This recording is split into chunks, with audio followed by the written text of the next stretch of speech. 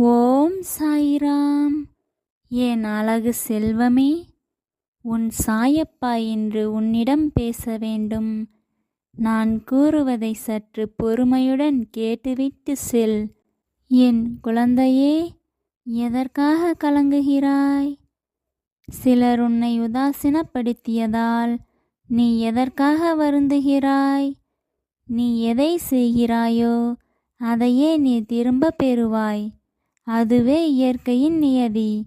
அவர்களை நினைத்து கவலை கொள்ளாதே. உன்னை உதாசீனம் செய்பவர்களை கர்மவினை பார்த்து கொள்ளும்.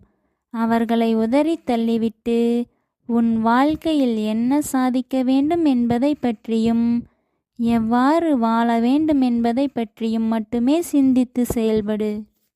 என் குழந்தையே, உன் வாழ்வில் சிலவற்றை புரிந்து செல், சிலவற்றை பிரிந்து செல். அப்போதுதான் உன் வாழ்க்கை சிறக்கும்.